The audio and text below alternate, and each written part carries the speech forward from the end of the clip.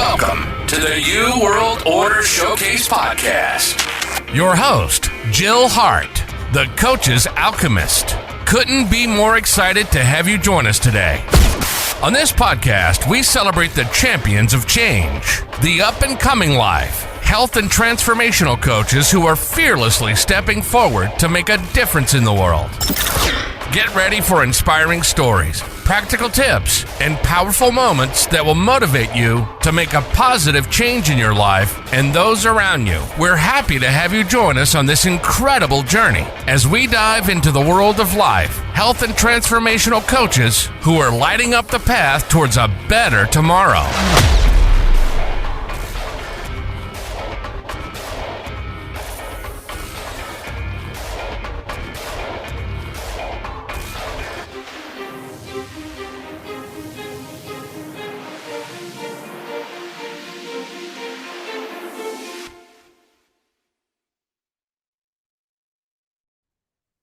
Hi, and welcome to the New World Order Showcase Podcast. Today we have with us Sheila and Willow Seppi. Willow's the puppy, just in case you're wondering. Sheila is the founder of the Conscious Awakening Network. She is a walk-in soul who works directly with a person's higher guidance to unfold one's highest life plan, purpose, and work. And also the author of Walk-in's Cosmology of the Soul. Welcome to the show, Sheila and Willow. Thank you, Jill. Nice to have you here. And I'm saying thank you on Willow's behalf. Oh, I appreciate that. So, Sheila, how did you get started in all of this? Have you always known you were a walk-in soul? And what the heck is a walk-in soul? That is a loaded question. And here we go. Yes. Okay. Prior to the walk-in, I was a very, very sick person. I had been diagnosed with bone cancer, brain tumors, fibromyalgia, chronic fatigue. In my late 30s, I used to walk with a cane. I had erythema nodosum, sarcoidosis. I had a list of autoimmune diseases a mile long, and I was a very, very sick person. I had 3 children, a dysfunctional marriage, a very high demanding job, and all of those things together just about put me over the edge. And so what happened with me is I went to bed a very sick person. I had taken my Celebrex in hopes in the morning that my RA would allow me to even be able to open and close my hands properly. And I spent most of the time on the couch. After work, I'd come in, lay down, I'd play with my kids from the couch. So I had a very painful, if you will, existence at that time. So I went to bed in that state, and what seemed to be 7 o'clock the next morning, it felt as if someone reached down, grabbed me by the hair of the head, pulled me bolt right up in bed, and it was like lightning ran through my body. And then I was in white space. And I don't know how long I was in white space, but I know that when I came back to myself, first my peripheral vision came in and then my frontal vision. And as I sat there in the bed looking around the room, everything was the same, but everything was different. And I didn't know how. When I got up and I walked by a mirror, I just stopped and stared, because it was as if I was looking at myself out of someone else's eyes. And I couldn't understand what was going on. When I had probably been back in my body 5 to 10 minutes, all of a sudden, I started having past life memories. Now, for some people, that may not be a big deal, but I didn't believe in past lives. I started remembering universal truths and information, quantum science that I had never studied, nor would I have even been able to have understood it at that time. I also then had all this clairvoyance, clairaudience, clairsentience kick in, and I did not know what that was. And I started remembering healing modalities that I'd never studied. So all of a sudden, this person who has spent their life studying psychology and sociology and self-diagnosing themselves started to think I was having a psychotic break. I could not remember a lot of information. And I thought, okay, so I'm having a dissociative disorder. And then I started seeing people walking around in my house. I started hearing voices. It's like, okay, I'm definitely psychotic. And so as soon as my husband came home, I started trying to share all this with him. And he just sort of like, okay, here we go. Now, the important thing about that is within 3 months, I left that marriage. And within another 3 months, I found my first spiritual teacher. And one of the biggest things that bothered me is the memory because I had 3 children. Now, I came in with an immediate love for these kids and for my parents. Everyone else, even within that first 3 months and then the next 3 months, just started falling away because I couldn't relate to anyone. If I would go to a party and people came up and was talking to me, number one, I'm thinking, who the heck is this person? Number two, what the heck are they talking about? I don't know. And so I got really, really good because by that time I'd accepted a new position. And there were cocktail parties to be attending. And as people would ask me about my history, I was just shooting from the hip. So I would deflect and say, no, tell me about you. Tell me how you got started in this. And I really got adept at the deflection until I found my first spiritual teacher who happened by accident. I was actually looking for a psychiatrist, to be honest. And I found a spiritual counselor. Now, of course, at that time, we're talking 25 years ago, we didn't have Google. So I was looking in the back of the telephone book. And it was one of these like a movie scene. It was like, ta-da! All of a sudden, this light was shining on this business card in the back of the phone directory. And so I immediately called, knowing she'd be closed, but I just called and said, I got to have an appointment. I think I'm having a psychotic break. And so I just started rattling off everything that I believed to be true. So by the time that I got there, I expected her to have her little prescription pad out, write me a prescription. I could take a pill. My life would go back to normal, but that is not what happened. She began to explain to me, this is second session, she began to explain to me that I was not having a psychotic break. She could find no evidence of any psychological issue going on other than I was panicking, to which it was like, just breathe, just breathe. So she was teaching me different breathing techniques. But then she said, I believe that you're a walk-in. Well, remember, I wanted a prescription, not to be told I was something that I didn't believe in. And so I was really furious. But by the time I had just stomped down the steps and got back to my car, I called and said, okay, when's our next appointment? So there was something that resonated true for me, even though I didn't understand it. Now, at that time, I was very religious, and the church doesn't talk about that. The church Well, talks they do about talk about it, but yeah. possessions. And so I started thinking, oh my gosh, am I possessed? Did I steal a body? What in the world is going on? And in working with this lady, the most profound thing that I discovered is that she also had Hopi lineage. And she invited me to come to and participate in women's groups. And these women were studying Native American spirituality and shamanism. And it was there that I learned about spirit guides. So that was the people walking around my house, clairvoyance and clairaudience. That was what I was hearing, the clairsentient, being able to touch someone and immediately diagnose an illness or look at them and say, oh my gosh, you're not from here. Then I had to come to terms with, oh yeah, there's life outside of planet Earth. I didn't believe in any of that stuff. And if you had told me then that I would experience what I have experienced, I would have thought that you were crazy. I really would have, because that was not within my understanding. And so it was easier for me to begin to deny everything than to accept it. And I think that for me, having that denial in place And questioning everything what has really helped me as I help other people who have gone through these types of situations, because it's an event. It's not a little something that happens. If you are a walk-in, it is a life changing experience. And sometimes, like with me, I had everybody falling away from my life, but I didn't really care because I couldn't relate to them anyway. And so, in working with this lady, I began to develop a very strong relationship with my guides, who then became my mentors. And I learned that I was a soul exchange walk in, meaning one soul out and another soul in. And that's a huge, long story.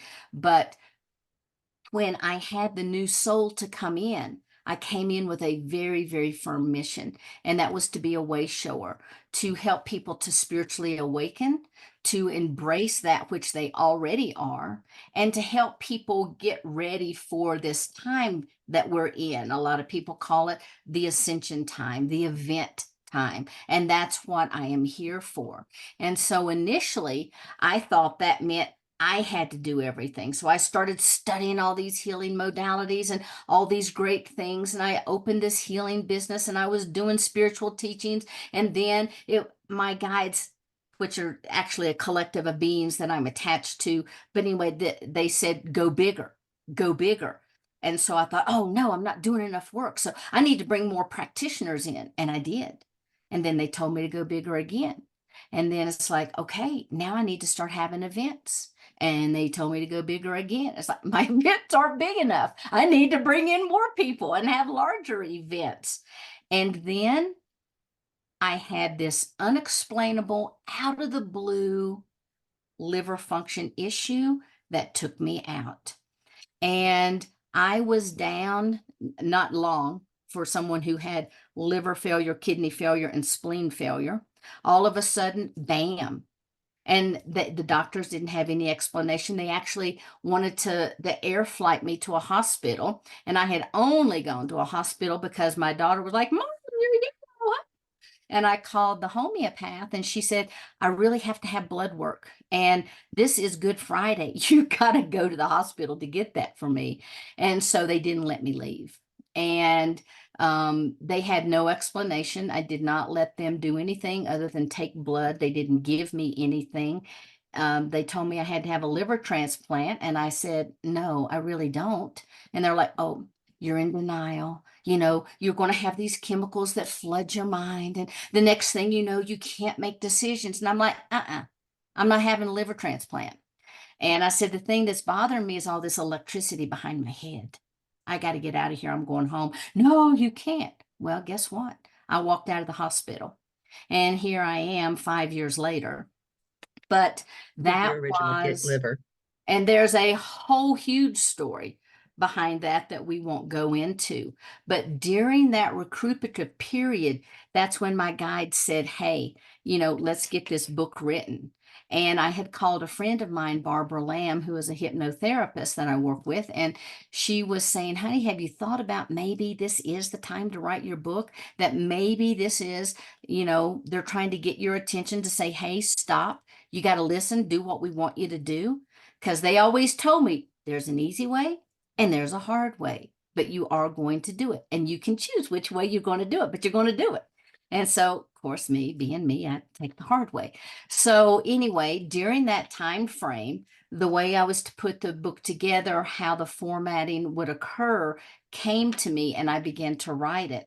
Now, also during this recuperative period, I had a big event coming up in June. Now, this was April, so May was my recoup time. By June, I was ready to go back. And the doctors continued to call my house. You've got to come in. You've got to let us keep an eye. I'm like, I'm good. Thank you for your concern. I'm good. Not happening, not happening. And so during that time, Andrea Perrin, who is the author of, the House of Darkness, House of Light trilogy, the and all those books. The movie The Conjuring was based on that. She was one of the speakers that's staying here at the house, and she read my story. She's like, oh my gosh, you've got to turn this into a book. And that's kind of how the book Walk-ins Cosmology of the Soul came into being. And I told my story in that book, but I also interviewed 15 other walk-ins. And I expected firmly to have people have an experience exactly like mine. And to date, I have never found anyone who had the exact same experience as someone else. And so in that book, I was able to begin, and I interviewed hundreds of people and only selected 15. And I began to understand that there are soul exchanges, which is what people think of. That is your traditional walk-in, one soul out, another soul in. But then there's what's called soul infusions. And there's two different types of those. One infusion is only a portion of the soul leaves and more of your higher vibrating essence comes in. Or because of the spiritual work that you're doing and raising your own vibration, you have more and more of your higher self come in. Then there's what's called a braided soul, where there's the two souls. Then there are jumpers, which are very temporary, but jumpers are very, very profound experiences when you have that, because they come in and they imprint on the cellular structure tons of information, and then they're gone before you even have a chance to begin to unpack that. And then there is also a type of a multi-dimensional, multi-layered soul. And that's when you have many aspects come in, like I did with a collective of beings. And so my collective consists of the angelic, the Palladian, all of the various experiences that I have had. All of those multidimensional aspects of me had come back into wholeness as the one consciousness. So there are many, many different types of walk-ins, but all through these experiences, my guides and I call them guides, my collective, my team, it's interchangeable, kept saying, go bigger, go bigger, go bigger. And so after I wrote the book, then we had the first walk-in conference, and they were still saying, go bigger. And then I developed it was called the Wish Alliance, walk-ins, indigos, starseeds, and hybrids. And I started 2 of the podcasts that I do. I have 4 podcasts, but 2 of those, one's on Monday, one's on Thursday night, where we discuss all types of topics, thus cosmic conversations, everything in the cosmos we talk about. And I thought, okay, this is it. And then they kept telling me to go bigger. And then there was other little things that happened, but the Conscious Awakening Network came in. And the Conscious Awakening Network was a way that they were showing me that we could get into people's living rooms, we could get on the airwaves, we could get on the internet. And what came from that is the website, the telephone apps, all of the podcasting outlets that we're on. We have our own radio station. We're on Roku, Amazon, Apple TV, Amazon Fire. And you have to, of course, download the apps and then download our app. But we now are getting out on the airways. And that was the go bigger that they were telling me about all those years ago, that I thought, oh, I have to do more. I have to. So now we have over 1,000 hours of different videos, whether it's on YouTube, Conscious Awakening Network, or on our website at consciousawakeningnetwork.org, where people are sharing, whether it's spiritual information, whether they're talking about, cosmic experiences, and everything in between. They're sharing the contents of their heart and how they view source. Because for me, everything is source, because we are an individuated aspect. We are a soul having a human experience. And that's very different from being a human with a soul.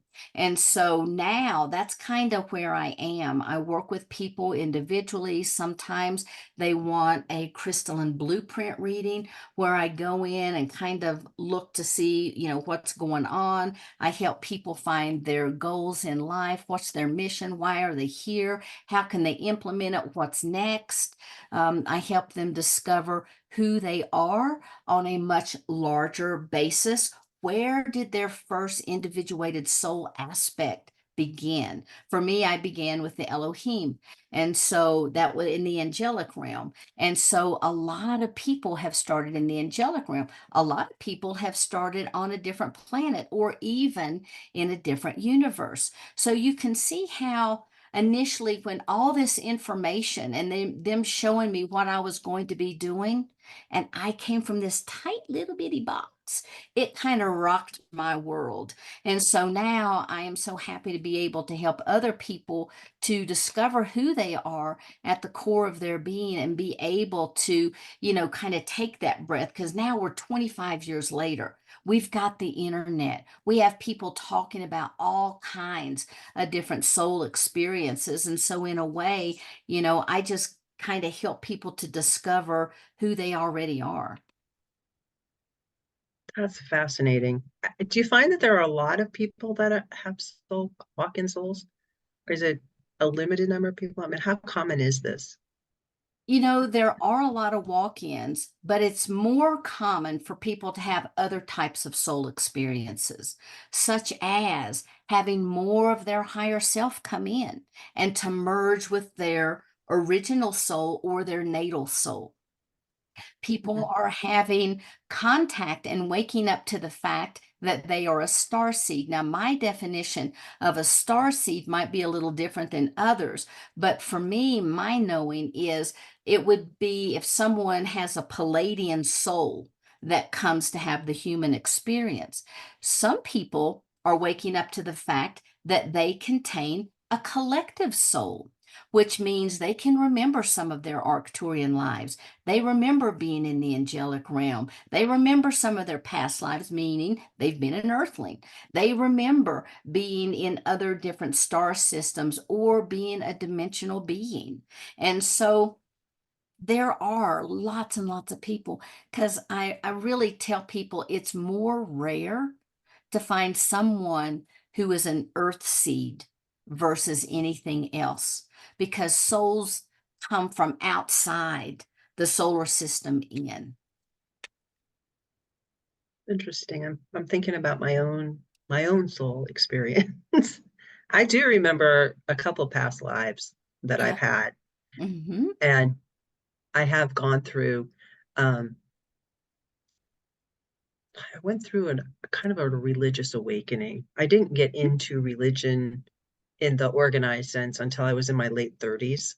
And Uh-huh. then I I don't ever do anything like half-assed. I Right. like dove in both feet, Yeah. and Yeah. we were gonna learn Hebrew. We were gonna do the whole Oh, experience. I wow. was Torah observant for like 7 years.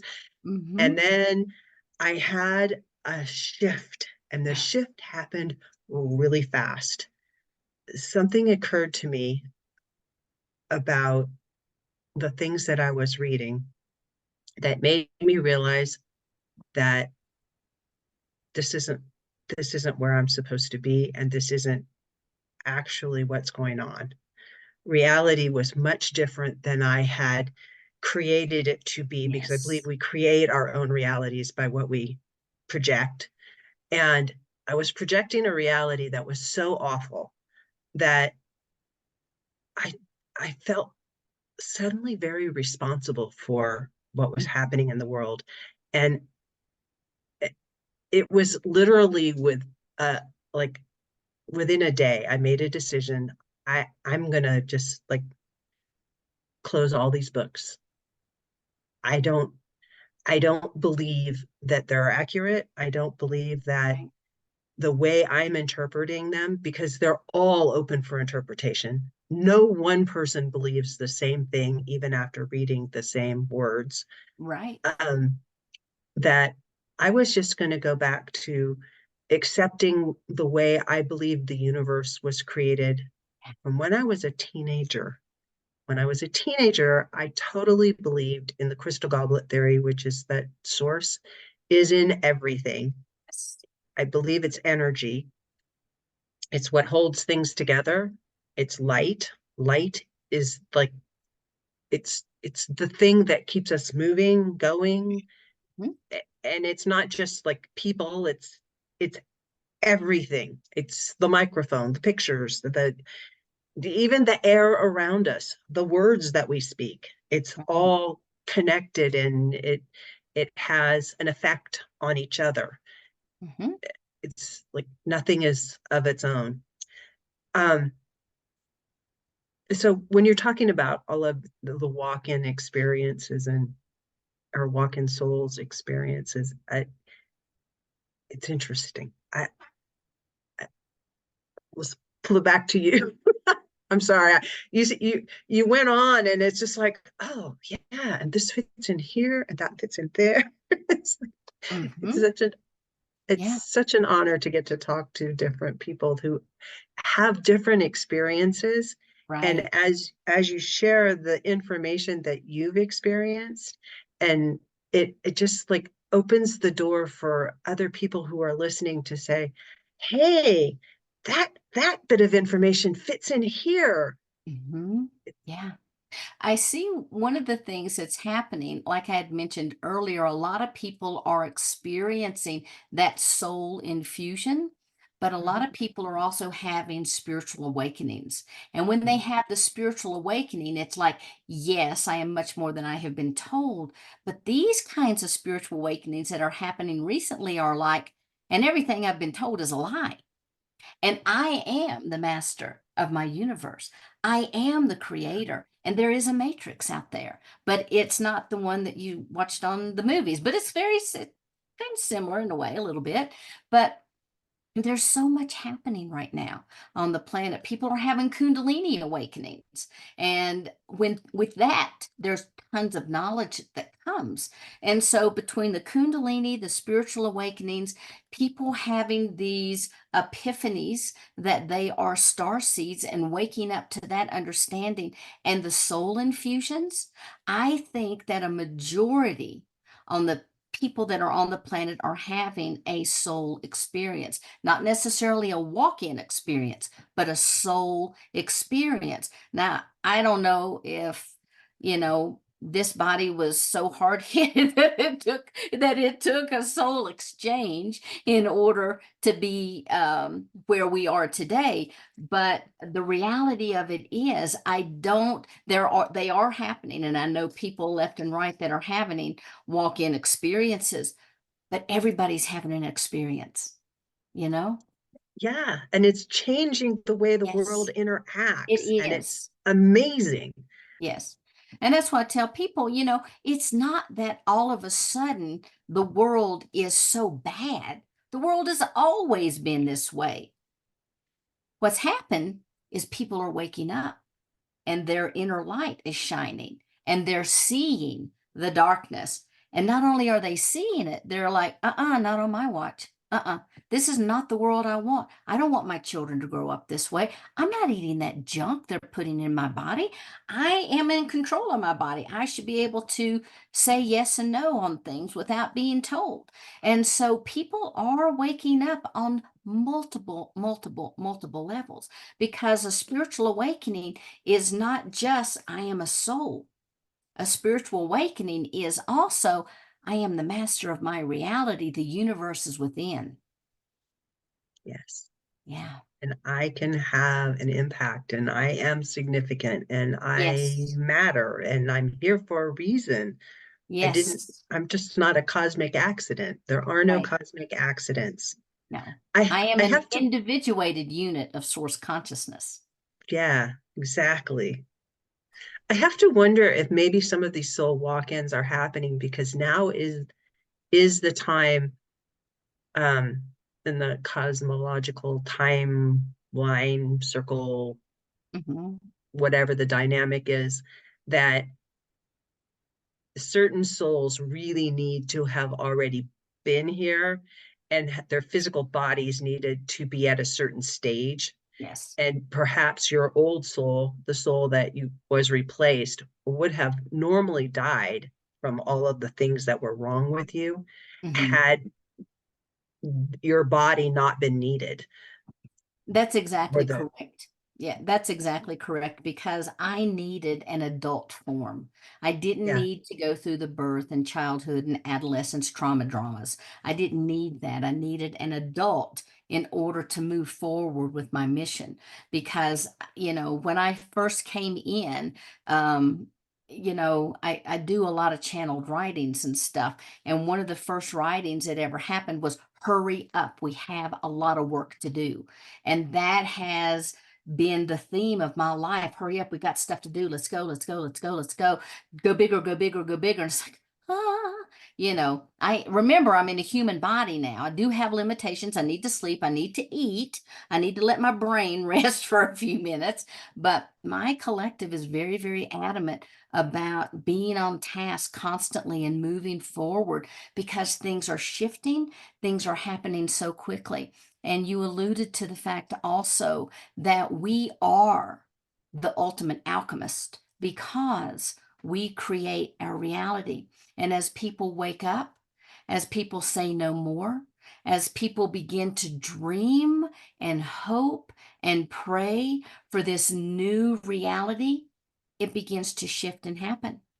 And sometimes I have to remind people that, sometimes getting from point A to point B, there's a lot of thorns in the way, So if a banking system collapses, drop into gratitude, because it's like, thank you. Now we're moving. Now we're shifting, and dropping in and holding gratitude and exuding that gratitude then gives you more opportunities to be grateful. So even people who trigger you, drop into gratitude, because they're giving you an opportunity to heal. People that you can't understand, that every time they cross your path, it's like that is nothing but trouble.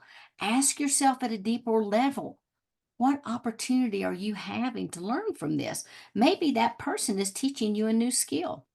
And so if we tend to look at our reality as the glass is half full, it will always be half full.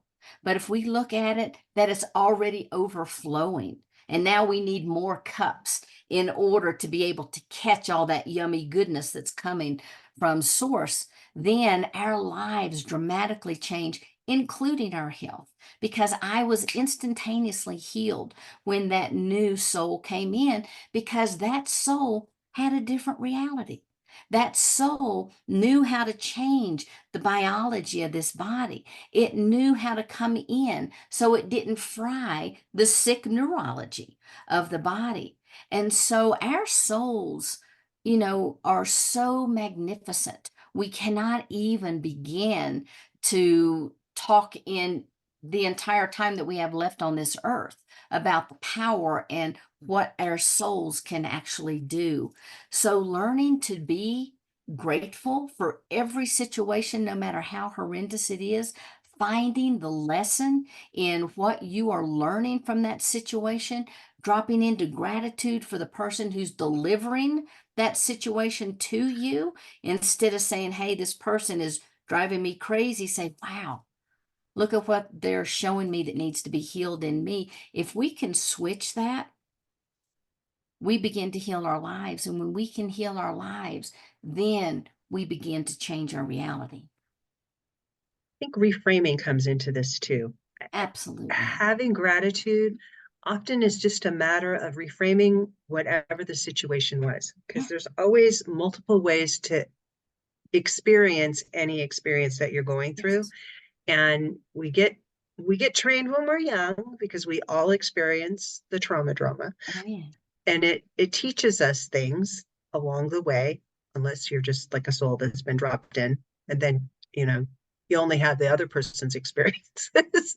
But those, if you can, we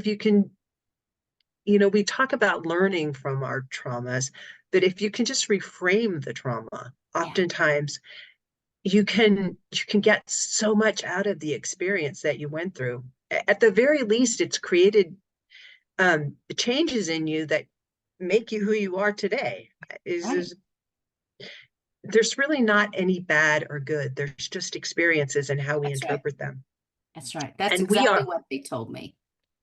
Yeah. free to interpret them any way we choose. We don't have to take the label that we put on it when we were 4, 5, 6 years old, and didn't have any hooks to like expand on it from.